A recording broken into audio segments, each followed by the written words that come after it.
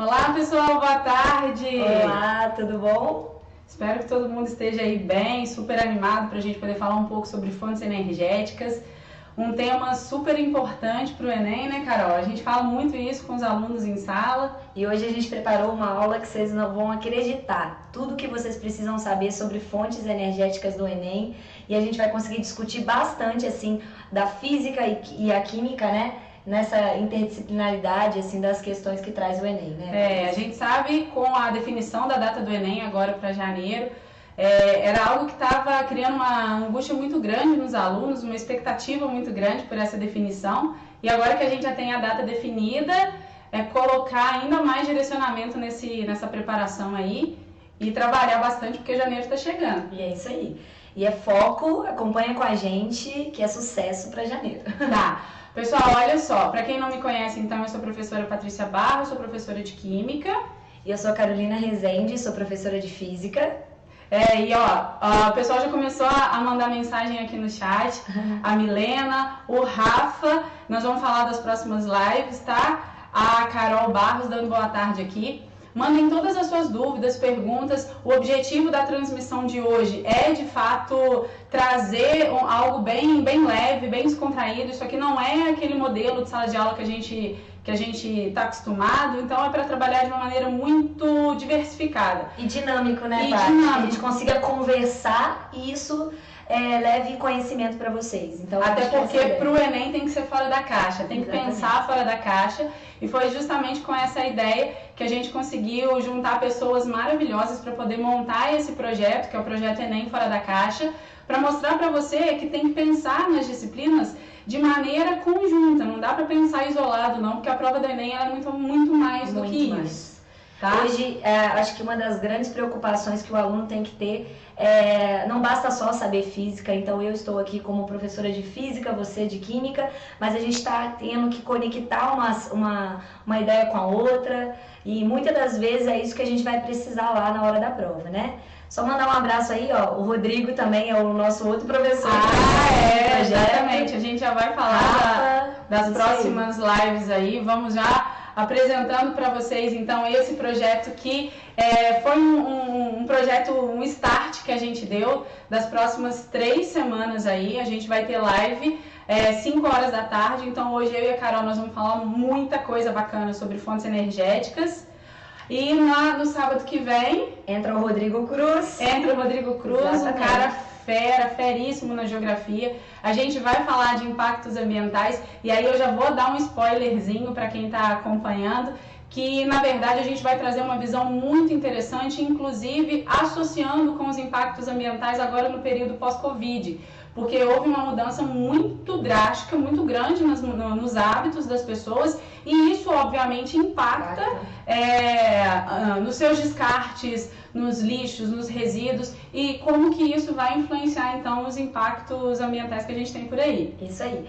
E na outra semana a gente vem com o Rafael Reis, que vai vir trabalhar com você também, né? Uma outra conversa, que vocês não podem perder. Um pouquinho de saneamento básico, a gente teve aí o marco do saneamento básico também recém-aprovado, então é um assunto muito em alta, muito evidente, então é muito importante acompanhar. Então olha aqui, ó, as datas estão todas aqui.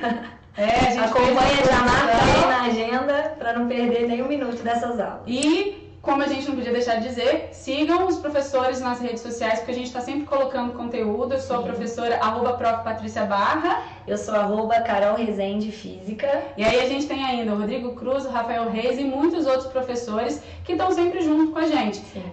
O Pedro já mandou um oi aqui pra gente, o Pedro Faria, que estava ontem com o Wesley Pontes, fizeram uma live fantástica. Sobre matrizes, né? Sobre matrizes energéticas também, um link muito legal, como é que isso pode cair na sua prova. A gente fala muito sobre essa questão do Enem como uma prova muito diversificada e que, na verdade, todos esses assuntos estão sempre conectados e que você precisa ter uma visão muito global, né? Exatamente, muito isso.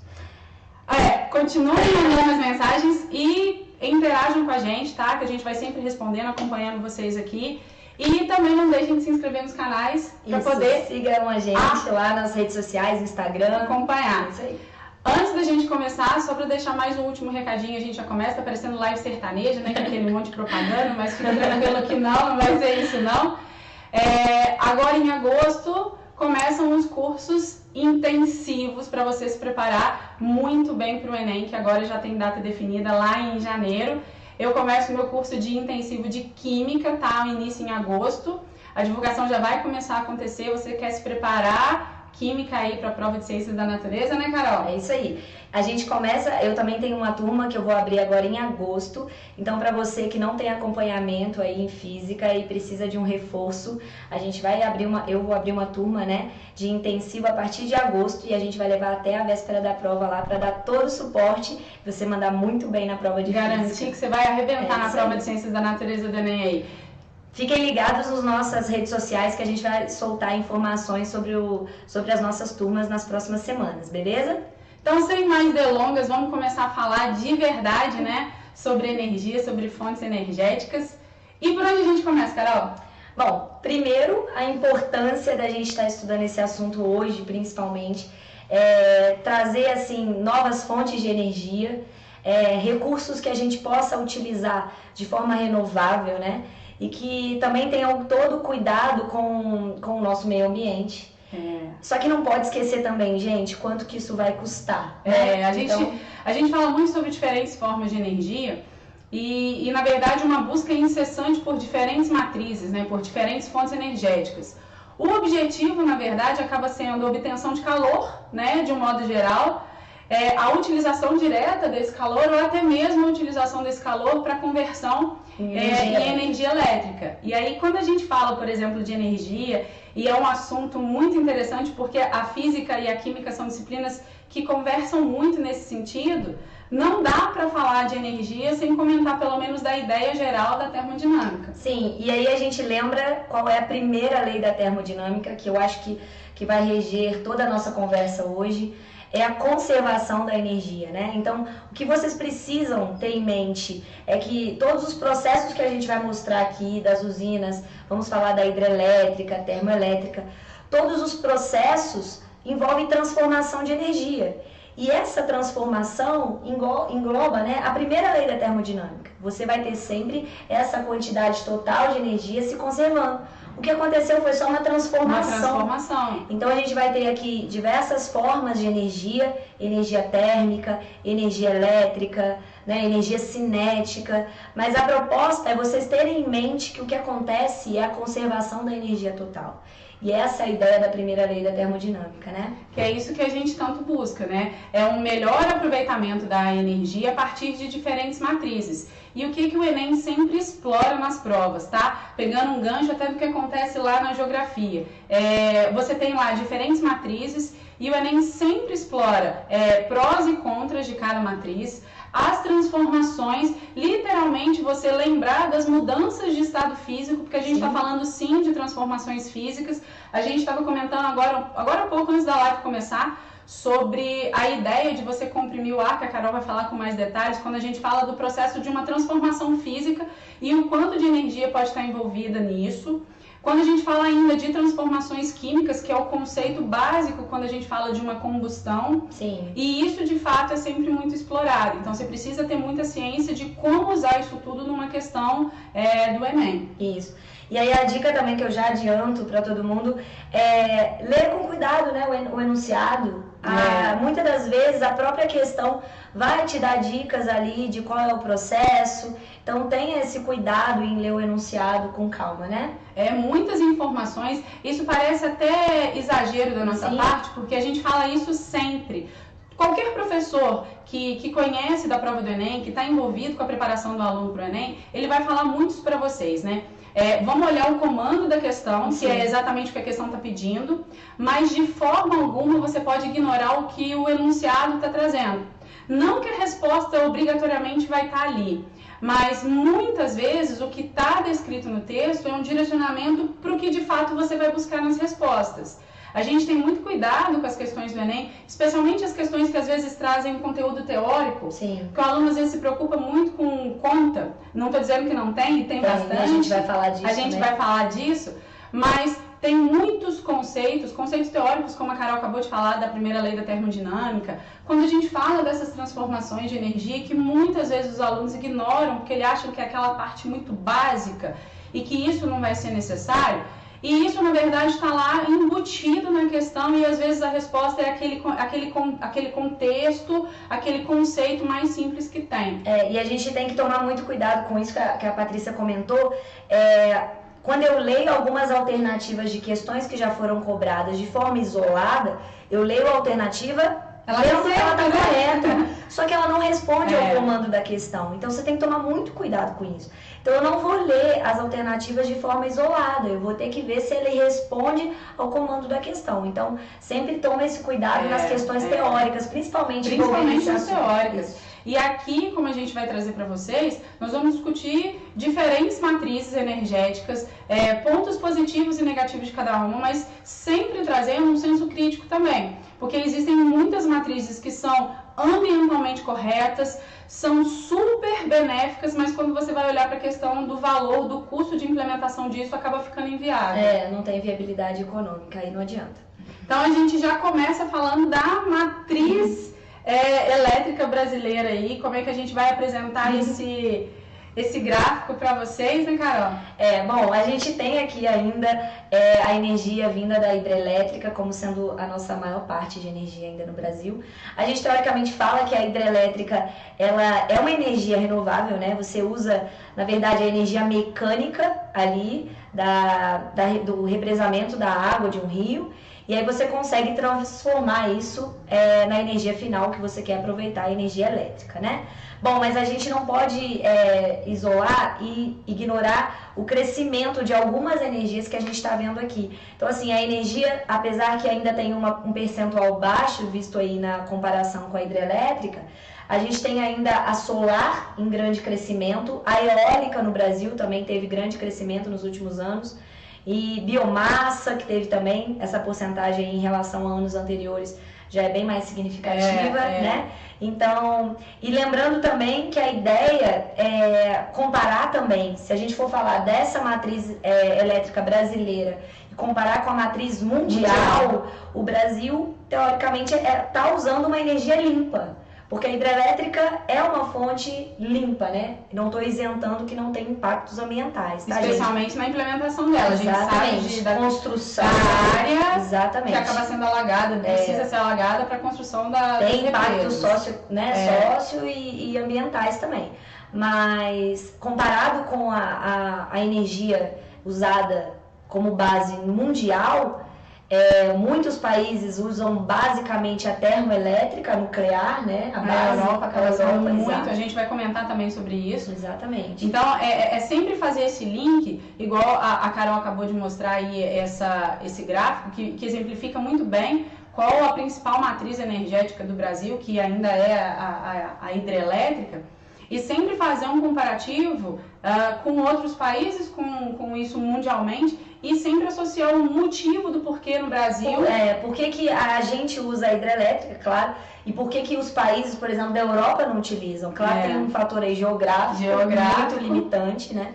Então, a gente tem uma malha, né, de, vamos dizer assim, de rios que permitem a gente fazer essas instalações hidrelétricas, e que às vezes na Europa eu não tenho uma área que permita isso. Então eles usam a termoelétrica, e a gente vai comentar, que é uma fonte que eu não preciso de uma área muito grande para a instalação.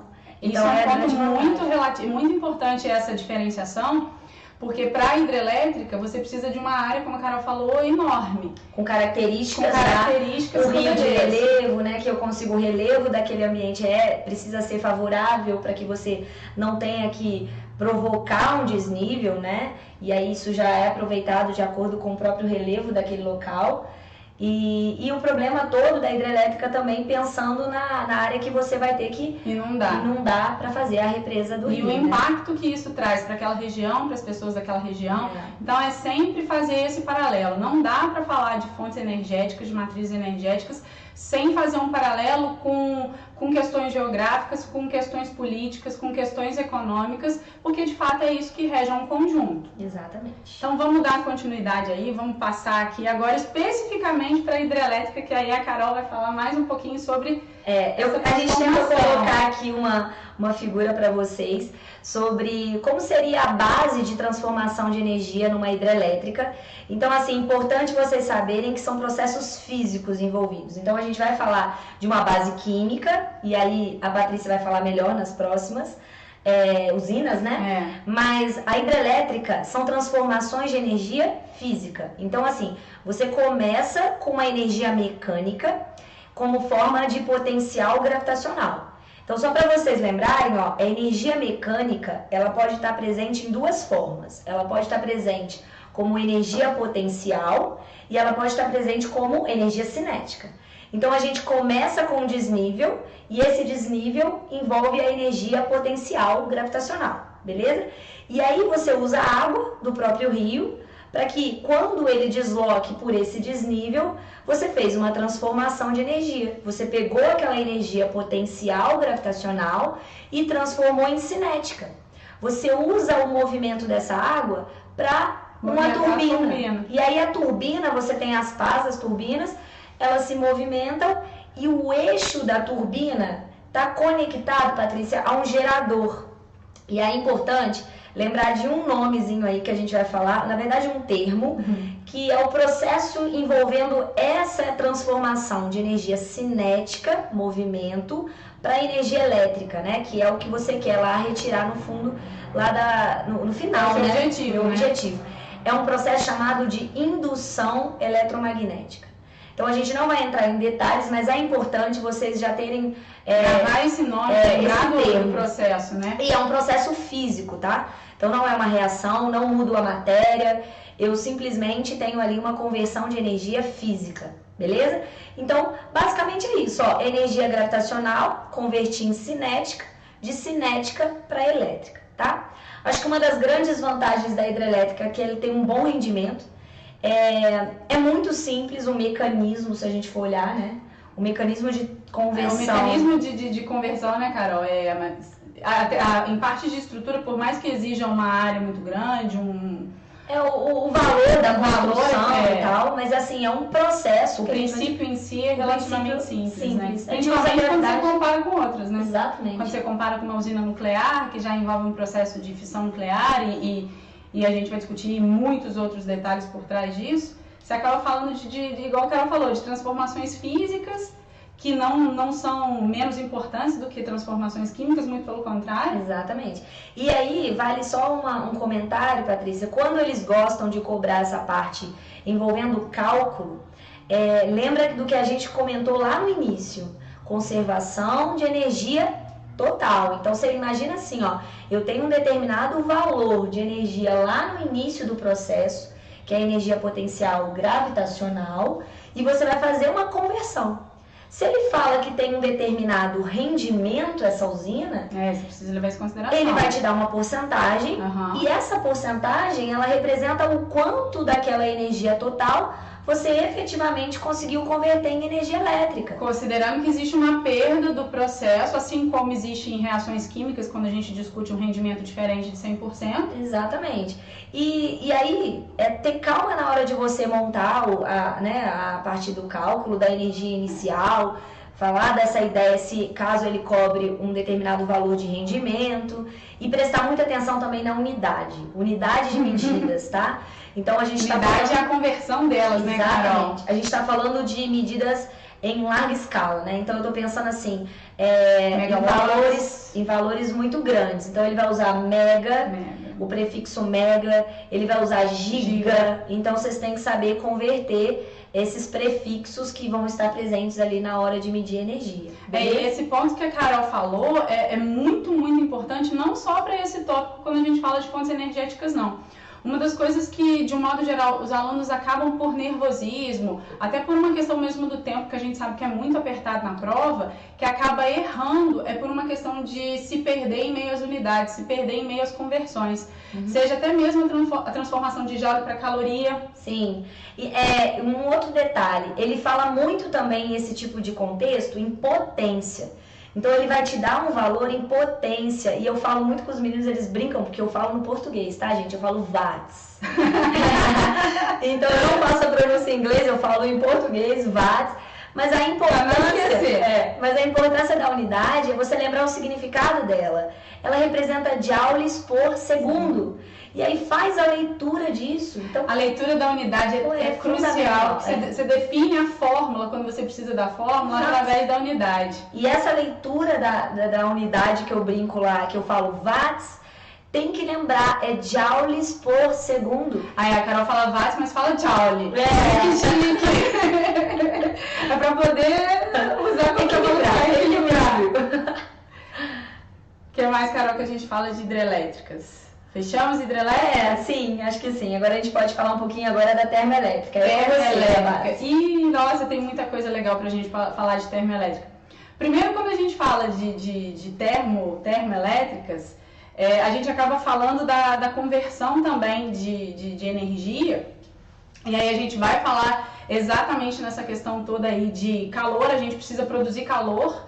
E aí, para as termoelétricas, o que é muito interessante, o que a gente vai discutir e mostrar para vocês, é que existem diversos combustíveis diferentes que podem ser utilizados para essa mesma finalidade. Qual que é a finalidade de uma termoelétrica? O nome já traz a sua definição.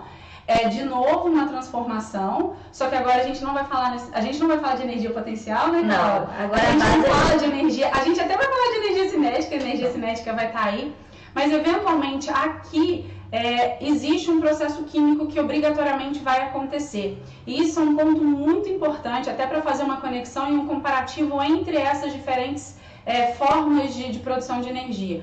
Como a Carol enfatizou muito bem, nas hidrelétricas você só tem transformações físicas acontecendo ali, né? Quando você tem transformações físicas, na verdade, acontecendo. Agora, na termoelétrica, obrigatoriamente, existe uma transformação química, uma reação química que está acontecendo, que é a reação de combustão. Então, você precisa de um material, você precisa de um combustível, e aí nós vamos discutir quais são os principais.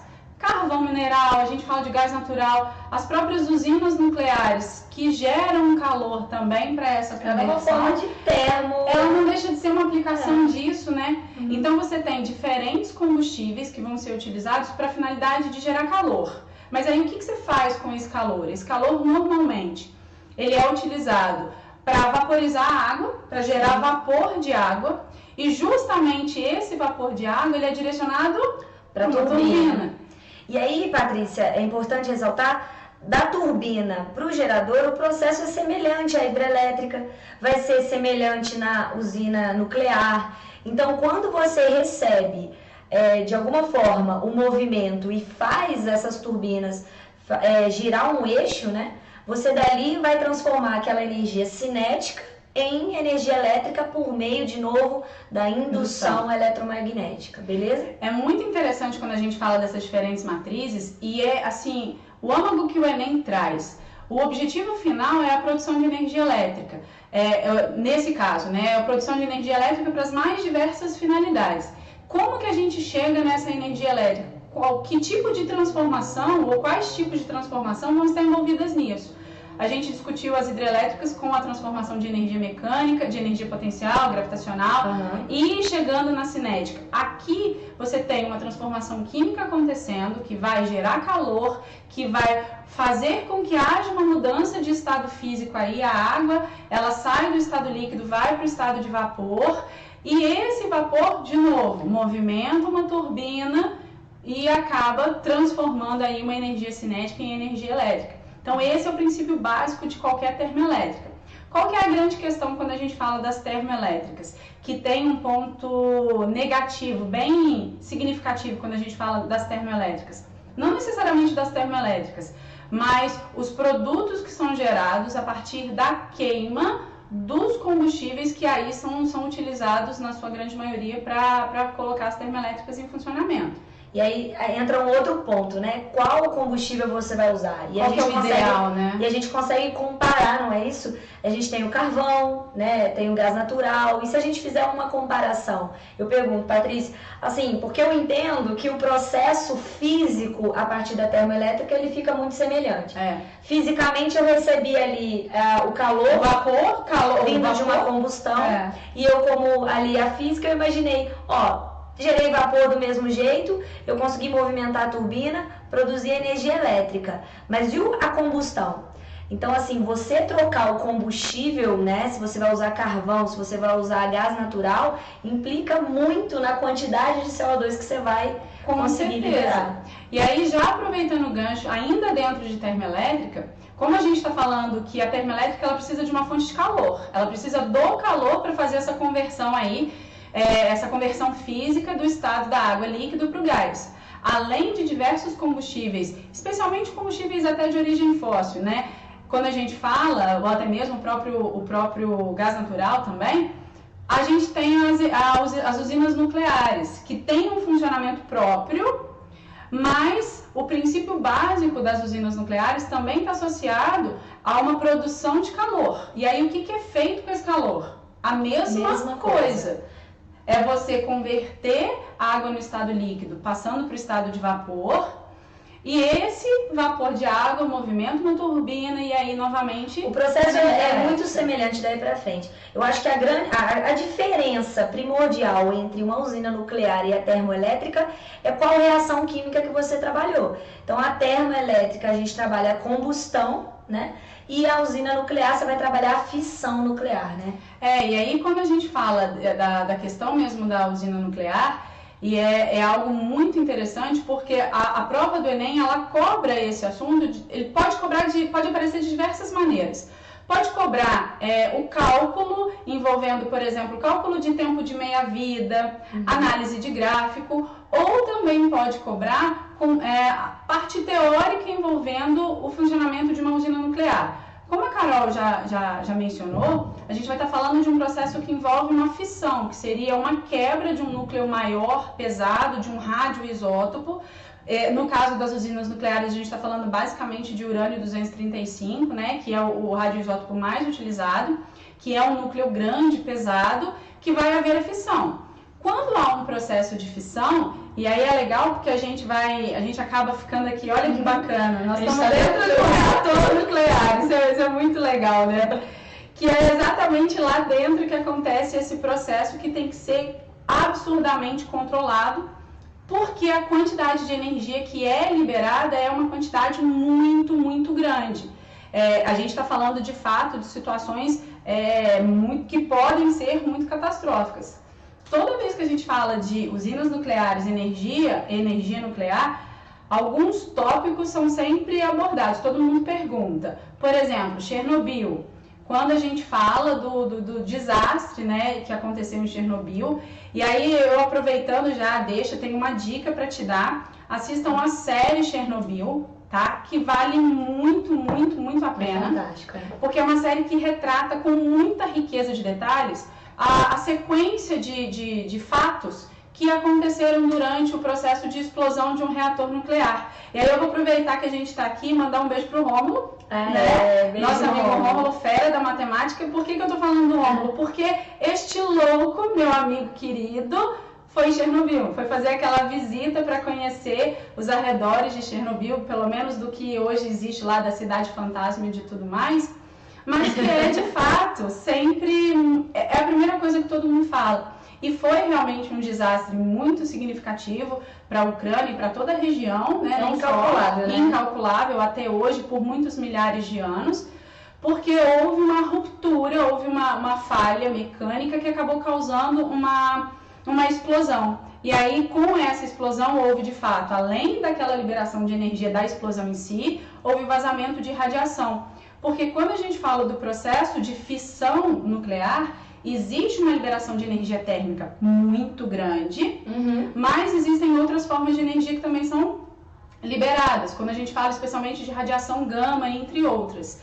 E a consequência disso, para quem se expõe a esse tipo de radiação, chega a ser drástica. Depende muito da intensidade, obviamente, depende muito do tempo de exposição. E aí a gente poderia fazer uma outra live para comentar essa parte de radiação, porque aí a gente consegue falar até de ondulatória. Você falou aí dos raios gama, a gente tem a ver poder falar desse poder de penetração de algumas radiações. Então, assim, o espectro eletromagnético é sempre um assunto muito cobrado na prova do Enem. Então, assim, quais as radiações a gente vai ter o maior poder de penetração? Enfim, aí seria uma outra live. Já ficou uma sugestão para uma próxima live.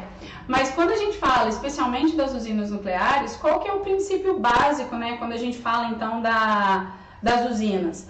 A gente vai falar, de novo, de um reator, que era aquela imagem linda que a gente estava aqui, depois a gente volta para o reator nuclear, e ali dentro vai acontecer uma reação de fissão.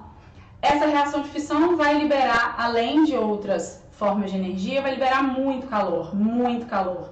E aí parte desse calor é convertido para um outro recipiente, posso até chamar de reator também, que vai fazer justamente a conversão de água líquida. Uma caldeira.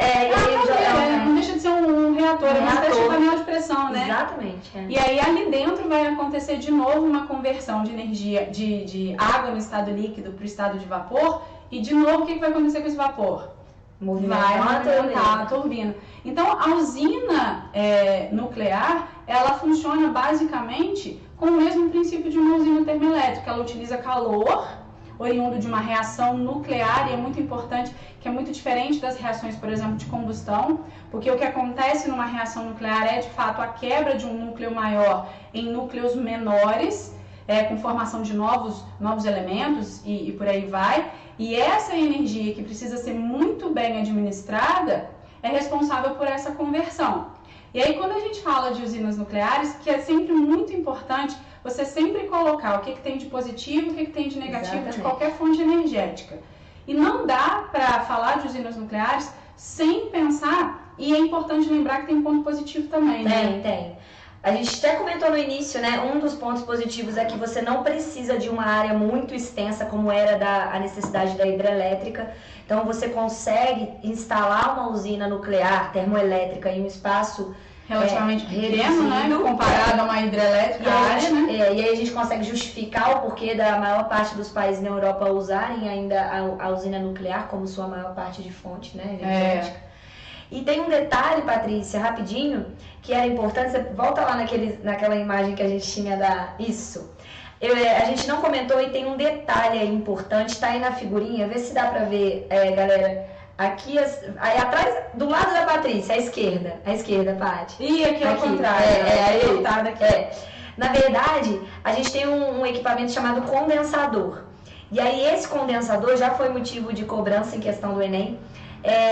Quando você passa o vapor pela turbina, movimenta a turbina, ok? Mas esse vapor ele não pode ficar retido ali dentro, né? Porque senão aumenta a pressão ali, né? Exatamente. Porque senão aumenta a pressão, aquele negócio vai ter possivelmente uma explosão, se você continuar acumulando vapor ali. Então esse vapor que tem saída da turbina, ele tem que passar por uma troca de calor. E aí esse trocador a gente chama de condensador.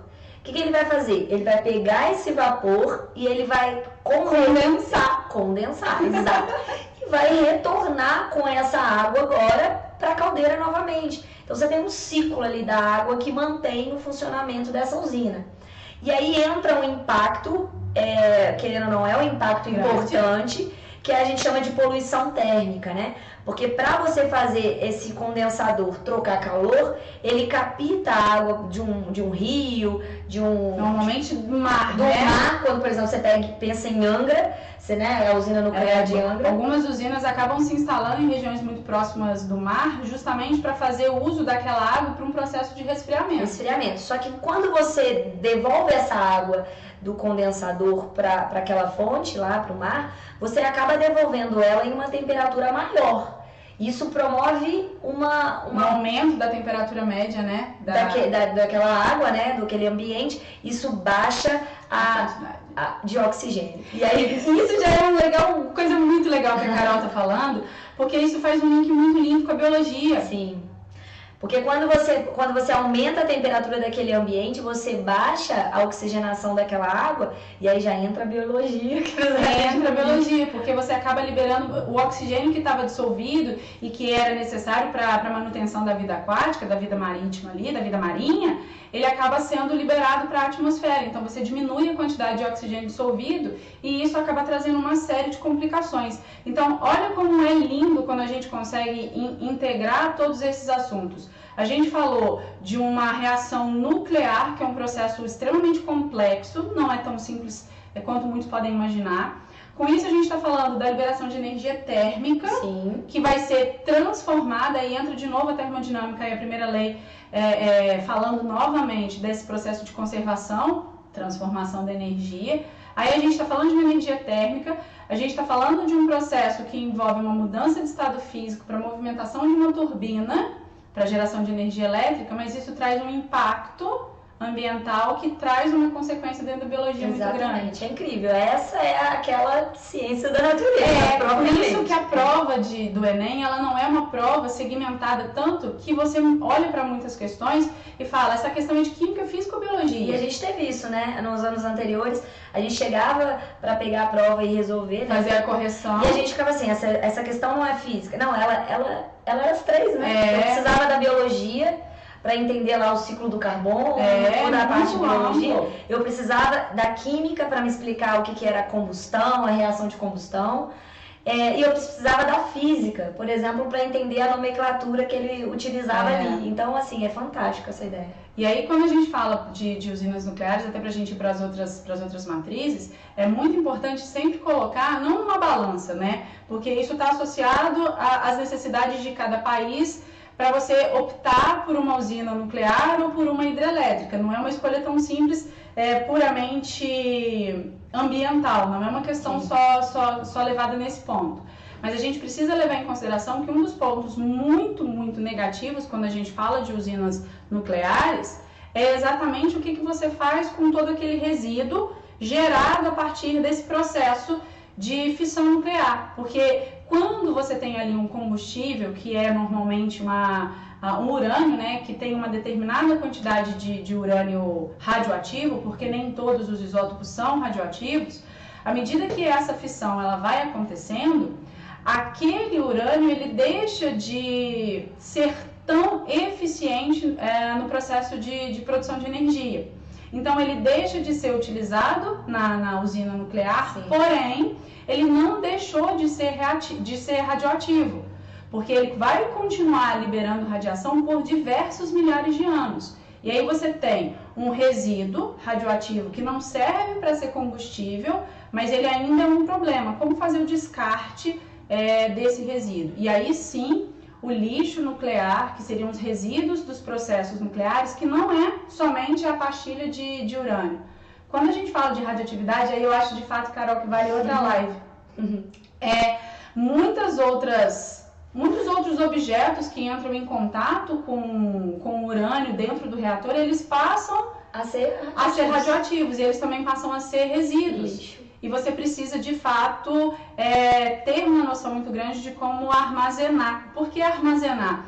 Porque ele vai continuar emitindo radiação por muitos milhares de anos e isso não consegue ser... Eu não consigo fazê-lo parar de emitir radiação. Você tem que estocar de maneira adequada e aí existem diversas maneiras distintas de fazer, até chegando em silos de armazenamento, né? Chumbo para bloquear. Por muitos anos, e isso é um ponto negativo quando a gente fala realmente da preparação, da utilização de usinas nucleares.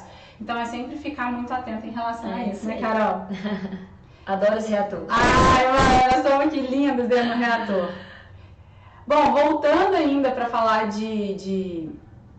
das termoelétricas, a gente tem uma outra matriz aí, que é o carvão mineral.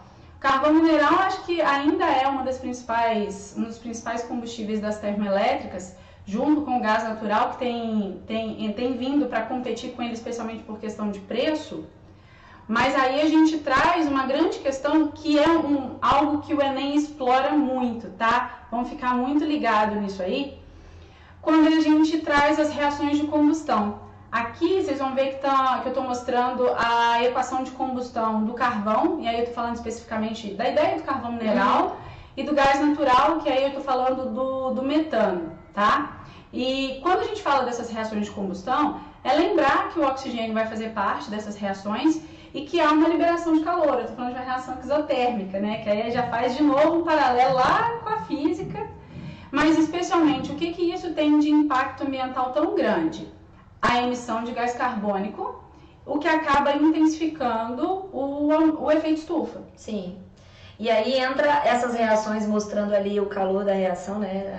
A variação de entalpia da reação.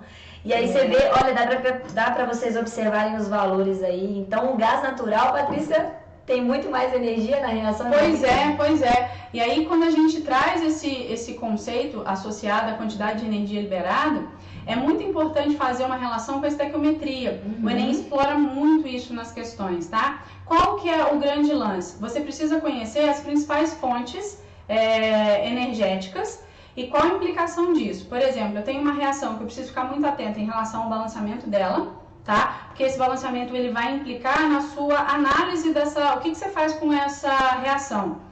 Especialmente quando você compara com outros combustíveis, como por exemplo derivados do petróleo, quando a gente fala da queima da gasolina, do diesel, entre outros derivados, que também podem ser usados como combustível de termoelétrica, e aí você compara a quantidade de gás carbônico que está sendo liberado. Só que nem sempre essa análise ela é direta, e aí é um ponto que vale muito de alerta. O Enem já explorou isso em inúmeras questões, quando ele compara, por exemplo, a quantidade de gás carbônico liberado para a mesma quantidade de energia liberada.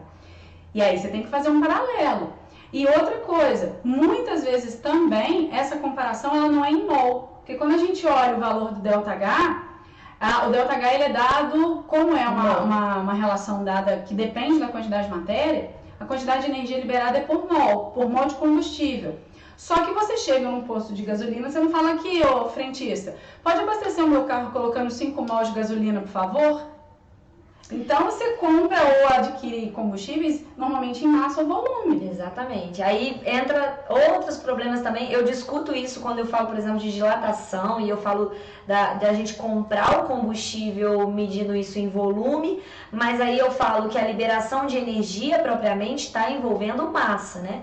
Então, para a Patrícia, ela vai querer saber quanto de massa eu tenho ali daquele combustível para ela poder fazer o cálculo de quanto de energia liberou a reação, né? É aquela conversão, aquela relação que você sempre vai utilizar mol para massa. Eu preciso converter mol para massa, relacionando obviamente com a massa molar do combustível, sem esquecer de fato da relação entre a quantidade de gás carbônico que você tem liberado. Deixa eu só fazer um parêntese rapidinho, um comentário. A gente falou do metano, né, como sendo a base ali da ideia do uso do gás natural. Tem estudos que eles usam isso em pequena escala ainda, né, de usar fezes de alguns animais que liberam metano. Então a gente sabe, por exemplo, que o lixo hoje, quando é descartado, tem uma decomposição e libera o metano. Biogás. E aí pode ser aproveitado isso também como uma forma de biomassa, né? A gente vai falar que também também é uma forma de combustível que acaba sendo utilizado também. Exatamente. E aí o que a gente estava falando aqui sobre como é que isso cai no Enem. Olha aí que a gente não vai resolver a questão, é só para mostrar mesmo a ideia. Que essa foi uma questão que caiu na Unicamp, mas que tem um perfil muito parecido com aquilo que o Enem traz. E essa é uma questão que envolve a pergunta de quais são as transformações que estão acontecendo ali e os tipos de energia. Então você fala assim, poxa, mas eu vou resolver E não foi uma questão fácil, especialmente porque você tem uma transformação química acontecendo aí, por tratar-se de uma termoelétrica, que você tem ali um aquecedor. Então, não está explícito. Então, o aluno tinha que ter muita atenção nessa questão para enxergar que quando ele fala ali de um aquecedor, ele está falando de uma reação de combustão que poderia vir de qualquer combustível, poderia vir de um gás natural, poderia vir do carvão mineral, poderia vir também do petróleo e dos seus derivados. Então, é ficar muito atento em relação a isso.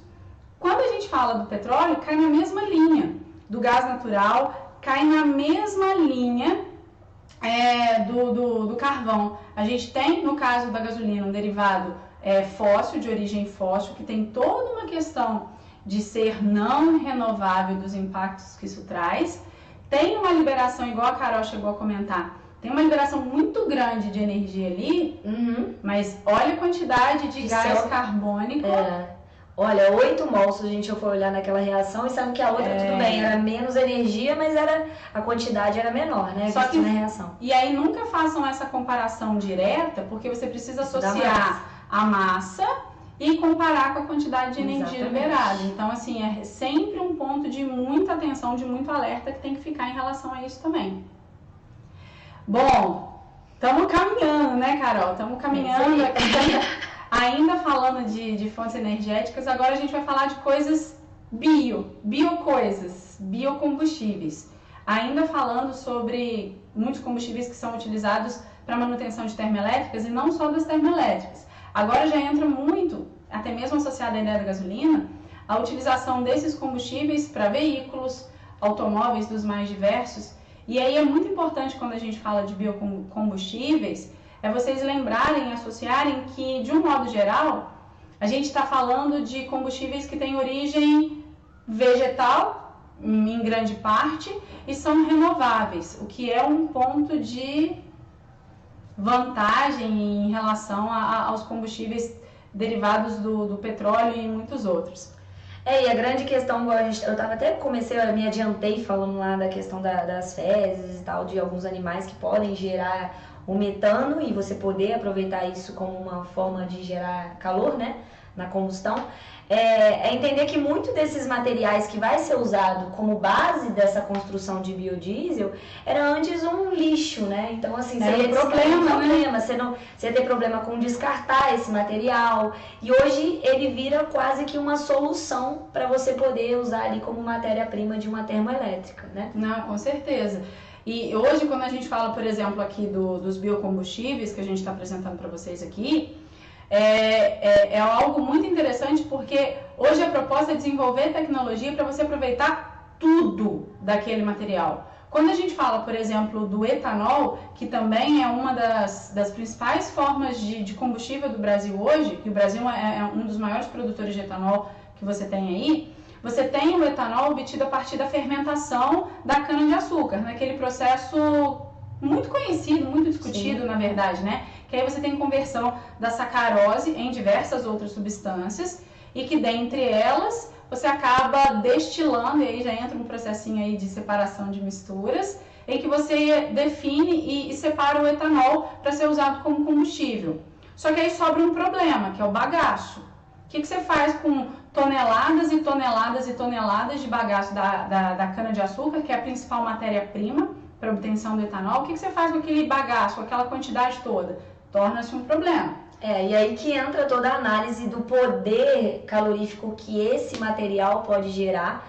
E aí entra a ideia de você ter ali desenvolvido um biocombustível, né? E é legal, a Carol usou um termo que é muito importante, que às vezes se perde no meio desse monte de informação, que é o poder calorífico, né, Carol? Exatamente. E aí eu estava conversando com a Patrícia antes da transmissão. O bagaço de cana é muito comentado como ali a ideia para ter a ideia de desenvolver o biocombustível. Eu, na época da faculdade, eu estava falando com a Patrícia que a gente desenvolvia lá na Unicamp um estudo da casca de arroz como sendo matéria para se tornar um biocombustível. Então, temos hoje no Brasil, sul do Brasil, né, principalmente, que é o grande produtor de arroz, e aí essa casca, ela vira lixo. Então, assim, é um problema novo de descarte, só que ele tem um poder calorífico que pode ser usado como matéria ali para você gerar um reaproveitamento desse tal lixo, né? E você poder colocar isso como uma ideia de um biocombustível. E é legal quando a gente fala especificamente do etanol, e é um ponto muito de atenção, que o Brasil tem desenvolvido muita tecnologia para a produção do etanol que eles chamam de segunda geração. E esse termo segunda geração não é exclusivo para o etanol. Quando você produz o etanol a partir da fermentação da cana-de-açúcar, pelo processo convencional, você tem o que eles chamam de etanol de primeira geração. Aí o bagaço da cana, que até então seria um problema, ele pode ser reaproveitado, como a Carol falou, no processo de manutenção e de obtenção de uma nova forma de energia, em que está sendo desenvolvido, e aí é uma tecnologia que tem tudo para se tornar extremamente viável do ponto de vista econômico, que é justamente você produzir a bioetanol, etanol nesse caso, a partir do bagaço, que na verdade seria um processo diferente, um processo que envolve um processo de fermentação celulósica do bagaço, que também pode ser aplicado para a obtenção desse etanol de segunda geração, que hoje ainda não é tão competitivo quanto o etanol de primeira geração, mas muitos estudos indicam que dentro de 2, 3 anos ele pode se tornar economicamente muito viável, que é extremamente positivo, porque não adianta falar de uma super tecnologia, como a gente comentou, e o custo disso, né? E o custo se tornar algo muito inviável. Aí, falando de outro biocombustível, e aí é muito legal quando a gente fala desse biocombustível aí, e é um ponto de alerta, tá, pessoal? O Enem, ele explora diversos combustíveis e a sua matéria-prima. Qual a substância ou qual a matéria-prima é usada para a obtenção daquele combustível? Então, a gente comentou do etanol, que tem como principal matéria-prima, no caso do Brasil, especialmente a cana. O bagaço de cana. A cana e tudo mais. Quando a gente fala do biodiesel, é muito importante associar que o biodiesel, ele é produzido a partir de plantas que têm uma característica oleaginosa. Porque, na verdade, o que você utiliza é um óleo, né, a partir de um óleo vegetal, que 75% do biodiesel brasileiro vem do óleo de soja, tá? Vem a partir dessa planta, mas que não é só isso. Você tem ainda milho, girassol e muitas outras oleaginosas. E aqui cabe muito destacar essa reação que está aqui aparecendo para vocês, que é justamente a reação de transesterificação, que é uma reação que é cobrada, reações orgânicas, de um modo geral, é um gargalo na prova do Enem, né? E essa é uma reação em que você vai partir de um éster. Esse éster, estou falando especificamente de um triglicerídeo, que é a matriz, na verdade, a matéria-prima, vamos falar assim, né? A composição química, especificamente, dos óleos vegetais. Eu tenho ali uma quantidade muito significativa de triglicerídeos. Esses triglicerídeos são, na verdade, triésteres, são ésteres, que vão reagir com um álcool. Normalmente, utiliza-se o metanol, não quer dizer que tenha que ser só ele, mas ele é o principal, para a formação de um novo éster, e agora é um monoéster, tá? Que é basicamente o seu biodiesel. E lembrando que essa reação também produz um novo álcool, que seria um triálcool, na verdade, né? Que a gente conhece muito comumente como glicerina ou glicerol. Ele é um triálcool que tem, inclusive, um apelo econômico, ele tem uma importância econômica muito grande. Então, essa é uma reação que cai com muita frequência na prova, já caiu inúmeras vezes, tá? É muito comum o Enem explorar qual é a função, a composição química do biodiesel. Você tem que saber e olhar a estrutura, ver que é um éster, tá? E sempre fazer essa associação, né, Carol? Isso aí. É tomar cuidado para saber a origem, né? Porque às vezes fica tudo na cabeça, é tudo bagaço de cana. Não é. E saber a origem desses principais combustíveis é um ponto, assim, muito fundamental. É muito importante mesmo saber e diferenciar isso tudo. E aqui, no caso dos biocombustíveis, a gente não pode deixar de mencionar um termo muito importante, que é o que a gente chama de balanço de carbono. A queima do biodiesel, a queima do etanol, seja ele de primeira ou de segunda geração, inevitavelmente vai liberar gás carbônico, porque eu estou falando de combustíveis que têm carbono e hidrogênio na sua composição. Porém, como eles são de fontes vegetais, você acaba reciclando, né? Coisa que os combustíveis fósseis não fazem. Não fazem. Por que isso? Porque para aquela planta crescer e se desenvolver, ela retirou gás carbônico da atmosfera no seu processo de fotossíntese. Então, você tira gás carbônico da atmosfera para que aquela planta cresça e se desenvolva e posteriormente possa ser utilizado como matriz.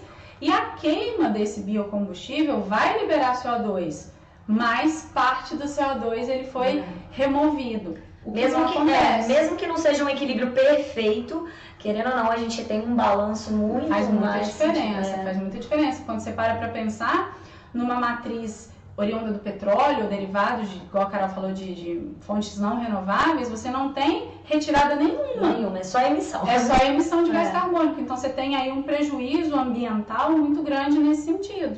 Exatamente. E aí, de novo, né, falando um pouquinho aí da biomassa, que a Carol tinha comentado, eu falei das fezes, aí tá aí, ó, a biomassa excedentes de agrícolas, né? Então, assim, às vezes você pensa também numa larga escala, você não precisa pensar em larga escala. Às vezes eu tenho, uma fazenda que tá lá no interior do Mato Grosso, enfim, sei lá, uma fazenda e que tem tem uma produção, um excedente desses materiais lá.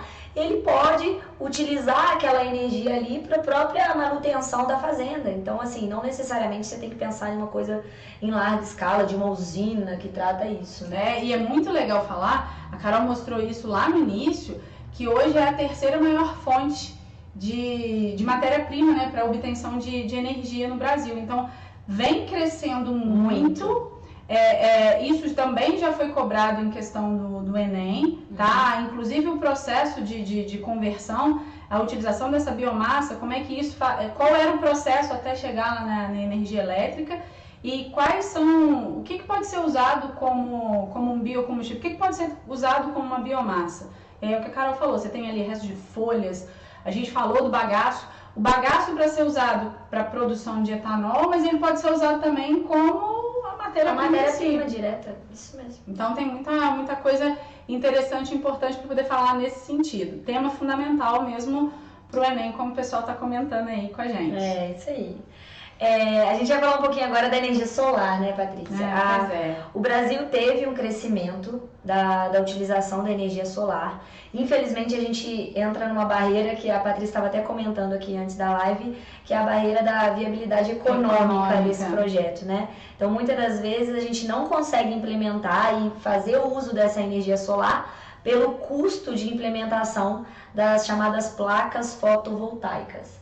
E aí é importante nesse aspecto a gente diferenciar que eu posso usar a energia solar diretamente como uma transformação para calor, né? Então eu tenho a captação dessa energia solar, energia radiante, sendo convertida fisicamente em calor, tá? E aí não é processo químico, é processo físico, tá? Essa diferenciação é sempre muito importante. Então toda usina envolvendo a parte solar é física, não entra reações. Eu não mudo a matéria, né? Então, eu posso ter propriamente apenas a utilização dessa energia radiante convertida em calor, e aí eu aqueço a água que vai circular na minha casa e vai abastecer os chuveiros. São aquelas placas que a gente vê com muita frequência nos telhados, né? Nos telhados de muitas casas, exato. Muitas não, né? Que ainda tem todo um custo baseado na implementação dessa ideia. E aí eu tenho também a transformação dessa energia solar em energia elétrica. E aí entra as chamadas placas fotovoltaicas. Então, nesse processo, você consegue converter a energia que vem lá radiante, a energia do fóton, que a gente fala, e eu consigo transformar isso em uma energia elétrica. Um processo, um mecanismo diferente, né? É um mecanismo diferente. E aí vale ressaltar, a gente não vai conseguir entrar em detalhes, mas o sistema de uma placa fotovoltaica é diferente do efeito fotoelétrico, tá? Então tem muita gente que confunde isso. Só por causa da palavra fóton, né? Que na verdade remete a fóton. Exatamente. Os dois usam energia radiante. Mas assim, só para dar uma ideia para vocês.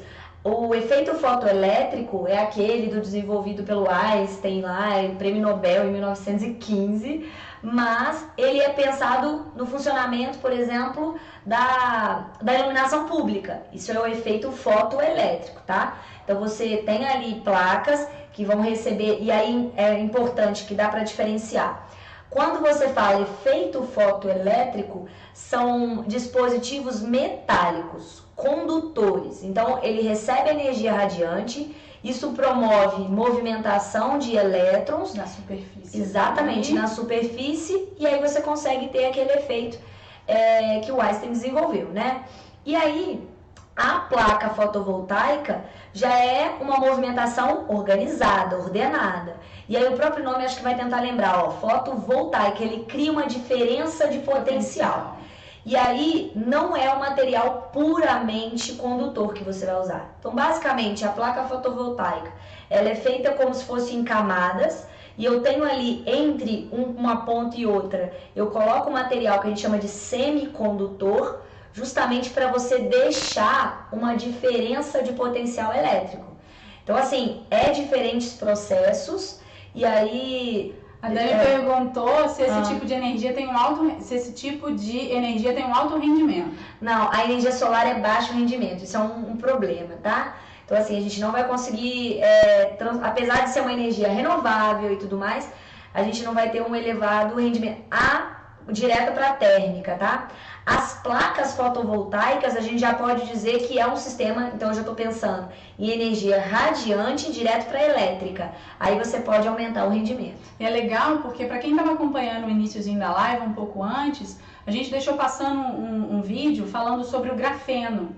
O grafeno é um alótropo, né? Quando a gente fala um alótropo do carbono, que tem sido desenvolvido para diversas aplicações, e uma dessas aplicações isso ainda vai se estender muito, ainda precisa se desenvolver muito, como um capacitor, né? Trazendo material como um capacitor, né? E pode também tá associada a essa questão toda aí das placas fotovoltaicas. Então ainda tem muita coisa para desenvolver. E essa ideia de placa é bem parecida com o que a gente fala lá do sistema de capacitor. Mas enfim, essa ideia, eu só queria que vocês ressaltassem, né, e ficasse com isso na cabeça, que não é o mesmo processo. Então placas fotovoltaicas não é a mesma coisa que o processo fotoelétrico, beleza? E aí, como é que isso cai no Enem, Carol? Bom, aqui a gente mandou mais uma questão falando de usinas de forma geral, né? E aí lembra quando eu comentei com vocês a respeito do condensador? Então essa aqui foi uma questão que cobrou justamente a ideia do funcionamento do condensador, tendo um problema de poluição térmica. É o que a gente sempre fala com vocês, vocês têm que pensar na fonte energética e no que isso pode causar, tanto de benefício quanto de ponto negativo. Então, e tomar muito cuidado. Lembra também que eu falei, se você lê as alternativas de forma isolada, todas podem estar corretas, mas elas não respondem ao comando da questão. Então tem que ficar muito, muito atento com isso aí. Opa, vamos lá, Carol. Essa é outra transformação física, Patrícia, ó. Essa vai aproveitar a energia cinética direto da movimentação ali de cataventos, vamos dizer assim. São turbinas, na verdade, diretamente recebendo o movimento vindo do ar mesmo. Então, assim, a grande aplicação da energia eólica hoje está no Nordeste. E aí entra, vamos dizer, uma desvantagem da eólica, que é a dependência, né, das condições climáticas. Então, e aí é legal porque dá para fazer um paralelo com geografia, porque aqui o Nordeste é uma região que tem uma grande produção de energia eólica, então não dá para desvincular uma coisa da outra. Uma outra vantagem que você pode pensar também na eólica, você não precisa desmatar uma área muito... Nem inundar. Você pode fazer paralelo à usina eólica com uma área de pecuária, por exemplo. Então você tem ali uma área de pecuária, você pode fazer instalações de parques eólicos sem comprometer a própria manutenção agrícola e pecuária daquele ambiente. E isso é algo muito positivo quando a gente traz para o lado ambiental sustentável, que é exatamente essa comparação de uma com a outra, né, Carol? Exatamente. E aí agora... Agora é o desafio. Bom, a gente falou de fontes energéticas e tudo mais, e a gente vem com um grande desafio, né? Isso está ainda em alta, estudos que permitam a gente fazer um armazenamento eficiente de energia. Então, assim, a gente fala da eólica, eu falo da solar, a gente tem outras fontes de energia hoje também, que eu posso chamar de fontes renováveis, maremotriz, que usa a movimentação das próprias águas, né, do mar, das marés, das formações das marés. Eu tenho geotérmica, que vem lá do calor da própria terra, mas a grande dificuldade e a energia que está excedendo produzida? Porque é o seguinte, a energia eólica, ela vai ser produzida de acordo com as condições climáticas daquele ambiente. Se não ventar, não tem. Não tem. E se você tiver aquele vento muito intenso, aí você produziu muita energia, Patrícia. Só que a cidade que você abastece não tem essa demanda. Aí o que você vai fazer com essa energia? Você vai desperdiçar, vai jogar fora? Então o grande desafio hoje é você poder armazenar essa energia. E aí vem alguns exemplos do que hoje já está sendo feito. Aí eu tentei colocar a imagem, ó. A primeira imagem que está à esquerda aí de vocês, que na verdade que está aqui, ó. À esquerda aqui. Mostra um sistema fantástico. Isso é implementado lá na Suíça. Eles desenvolveram uma torre, aproximadamente 120 metros essa torre. E ela é toda controlada com algoritmo. Então, assim, não tem um operário diretamente lidando ali. É toda controlada via computador. E aí, eu tenho tijolos mesmo, blocos de concreto gigantes. E que você, quando recebe essa energia que está ali excedendo, vindo da eólica, esse exemplo que está sendo usado na Suíça é instalado ao lado de um parque eólico. Então, assim, a energia que fica ali excedida dessa usina, ele recebe essa energia e faz simplesmente esses blocos subirem. Beleza, subiu, houve uma transformação de energia, eu peguei a energia elétrica lá, usei para movimentar esses guindastes e fazer esses blocos subirem. E eles ficam lá em cima, ó. Ficam suspensos. Quando você precisar retornar com essa energia em forma de elétrica para a linha, para a rede, né? Você simplesmente deixa esses blocos descerem. E aí vocês transformam de volta a energia mecânica em elétrica. Então, basicamente, é uma transformação no início de elétrica para mecânica, em forma de potencial gravitacional, e esses blocos sobem. Depois, na hora que você quiser usar, você deixa os blocos descerem, eles convertem isso em elétrica novamente. E aí, eu achei isso fantástico. Isso é fantástico. É algo muito simples e que funciona muito bem como forma de armazenar energia. E isso poderia ser cobrado no Enem, assim, muito lindamente, né? Se a gente fosse falar. Porque, igual a Carol você tá falando de como estocar uma energia que até então seria dispersada. E é puramente ali uma transformação mesmo. E ele pode cobrar cálculo? Pode. Ele pode te dar o excedente de energia elétrica. Ele pode relacionar com a altura. Com a altura. Aí você lembra da relação da potencial gravitacional. E aí você pode ali envolver o cálculo desse tipo de situação. E aí, ao lado, eu coloquei uma imagem também de uma outra forma de armazenar energia, que é usar o ar comprimido. E aí, é sensacional também. Essa é um modelo de uma planta, né, que faz esse processo no Reino Unido. E aí a ideia é você pegar o ar, e esse ar, você, claro, passa ele por um tratamento, para tirar impurezas e tudo mais que tem ali contido. E aí você pega aquela energia que está excedendo, vindo de uma usina eólica, vindo de uma usina solar, e aí você usa essa energia, Patrícia, para comprimir esse ar. E quando você comprime, ele vai ser armazenado, e aí ele vai se liquefazer, né? Você vai guardar ele no estado líquido, e aí entra a parte de termodinâmica. Por que você faz essa compressão? Você ocupa menos espaço, né? Você reduz muito o volume. Exato, diminui o volume. Você guarda esse ar liquefeito e quando você quiser utilizar, você simplesmente abre. Claro que o processo é um pouquinho mais complexo, mas a ideia é, você abre uma válvula, ele vai expandir, porque ele estava ali dentro em alta pressão, então por causa dessa diferença de pressão, ele vai querer escapar, e aí rapidamente ele volta para o estado gasoso, empurra uma turbina e gera energia elétrica. É o que a gente estava conversando, você tem um trabalho de compressão sendo produzido ali, quando você comprime esse gás, e é muito legal fazer um link com o estado físico da matéria, que você só consegue fazer essa compressão por um aumento de pressão e, consequentemente, uma redução de volume, porque quando a gente fala dos gases, eu tenho moléculas que estão muito afastadas umas das outras. Então, existe muito espaço disponível entre elas que permite que haja uma aproximação, haja uma redução de volume. Tanto que você já não consegue esse processo fazendo com líquidos, porque o espaço entre essas moléculas já é bem menor. Então, você produz, né, na verdade, existe um trabalho de compressão, que aí é o que a Carol falou, você não precisa nem de tanto espaço para poder armazenar, porque você reduziu significativamente o volume, e aí quando você quer produzir novamente a energia, o que você faz agora é um trabalho de expansão desse gás. Exatamente. Que aí o gás que estava liquefeito, no estado líquido, na verdade, agora ele vai expandir, vai aumentar o volume, vai realizar trabalho.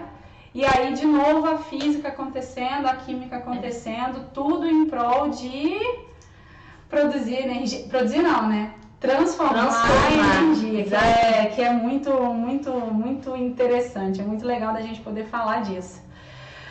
Poxa! Falou muito, Carol. E a gente viu que tem muito assunto ainda pra falar. A gente podia falar aqui, né, a noite inteira. Nossa, eu acho assim... acho que uma das coisas mais legais quando a gente junta é que a gente começa a falar e a gente percebe que tem muita coisa que é aplicada, que cai no Enem, e que muitas vezes os alunos têm dificuldade de pensar fora da caixa. De simplesmente olhar aquela fórmula de cálculo de energia potencial e falar, então, isso vai ser usado onde? Isso vai ser usado só para me arrancar os cabelos da cabeça? Não. E aí, para aquele modelo que a gente tinha antigamente, de que era só decorar umas fórmulas e você fazer questões puramente sem pensar, né? Robótica, a gente não vai ser ali, na nossa postura na frente da prova, a gente não é um robô que decorou um monte de fórmula e que vai chegar ali simplesmente substituindo valores na fórmula. Você esquece isso, o Enem não é isso. Pensa assim, conversa com a questão, então discute, do jeito que eu e a Patrícia hoje a gente discutiu algumas coisas, poxa, e aí, nossa, como que isso vai ser convertido, que energia que vai estar ali envolvida, então conversa você com a questão, entendeu? Acho que essa é a grande proposta. E aí o que é muito legal, quando a gente fala mesmo de conversar, quando a gente usou a ideia do projeto Enem Fora da Caixa, é porque você só vai se dar bem na prova do Enem, não é só ciências da natureza não.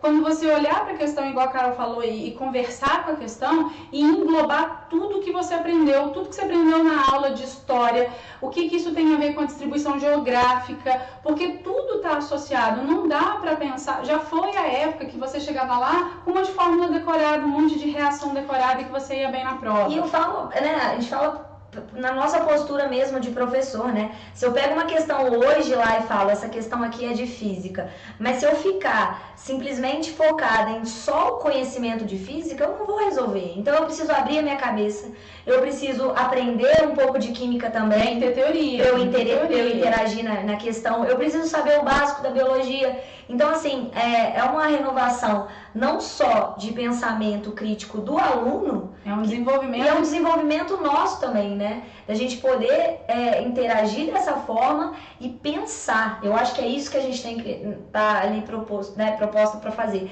A gente tem que olhar para a questão, pensar em o que ela quer, o que ela quer de mim, o que eu tenho que responder ali. Então, assim, estejam abertos para conversar com as questões, para vocês questionarem elas. Então, nesse momento agora, que a gente vai para os nossos estudos, né, intensivos, aí a partir de agosto agora, inclusive a gente vai abrir nossas turmas intensivo. Então, assim, conversar com as questões e não simplesmente em busca de um gabarito. Eu falo isso, às vezes eu pego uma questão para resolver. Não vai com essa ideia. E aí eu vou resolver uma questão que já cobrou, mas assim, eu já sei, letra C. Não, eu não quero saber se é C, se é D, se é... Eu não quero saber qual é a letra, eu quero saber se eu entendi. Eu entendi a questão? Eu entendi. Se ela fosse cobrada de novo, de uma outra forma, se fizesse eu ter um pensamento ali parecido, eu conseguiria resolver ela pensando sozinha? É uma coisa que é muito importante e assim, um amigo meu chamado Rodrigo Cruz falou uma coisa que eu não esqueci e eu acho que eu trouxe muito para mim, que a gente precisa trabalhar com os alunos e os alunos precisam trabalhar com a gente na ideia de transformar conhecimento em sabedoria. E isso é tão fantástico porque sabedoria é você olhar para a questão, conversar com ela e entender o contexto dela amplo, não simplesmente aquela parte de decoreba de uma fórmula. Isso foi a época, hoje não é mais. E eu acho que nesses meses agora que a gente vai ter de estudo ali intensificado para o Enem, ter essa conversa com todas as disciplinas. Então hoje eu saio daqui sabendo um pouco mais de química. Então assim, isso vai me ajudar muito a desenvolver as questões de física. Com toda certeza. Então, assim, a gente tem que criar esse hábito de conversar, conversar de diversos assuntos e pensando. Eu falo com os meus alunos assim, Paty, eu falo assim, ó, você tá vendo ali ao seu redor? Pensa no que está acontecendo ao seu redor. Traz pra tua realidade. Sabe? Algo é bobo mesmo. Às vezes, quando eu vou explicar a parte de dinâmica, da lei de Newton, não é uma decoreba de fórmula apenas. Eu preciso entender e poder responder determinadas situações. Por quê? Entendeu? Por que aquilo está acontecendo? E aí, se você tiver esse senso crítico, é o que vai fazer você acertar as questões lá do Enem. E esse senso crítico você desenvolve escutando várias pessoas de várias áreas, especialmente integrando as áreas. Igual semana que vem, reforçando, a gente vai ter mais uma live nesse mesmo estilo, trabalhando as matérias, os conteúdos, tudo junto. E aí vai estar o Rodrigo Cruz para a gente poder falar dos impactos ambientais, especialmente agora em período pós-Covid. E aí no dia 25, 5 horas, também tem o Rafa, o professor Rafael Reis, para a gente discutir saneamento básico.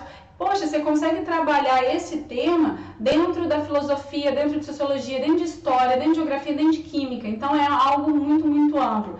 E aí, por favor, sugiram para nós novos temas. O que vocês gostariam de ver, né, em outras lives, nesse formato, que a gente vai trazer, que a gente acaba juntando todo mundo. São pessoas que são amigos, são professores que têm muita intimidade, têm muita afinidade.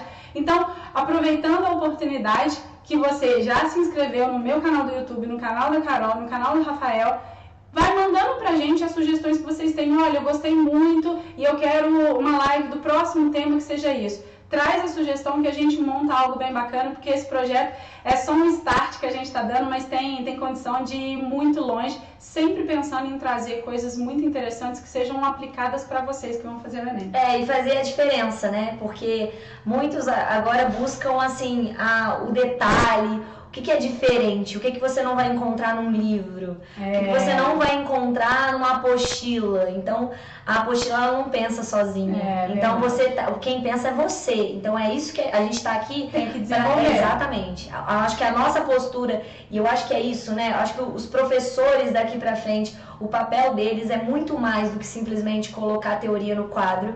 É conversar e dentro dessa conversa, trazer o conhecimento, é isso. E transformar em sabedoria. Isso é lindo. Olha, eu queria agradecer imensamente você que acompanhou todos os comentários, pessoal. Obrigada, todo mundo.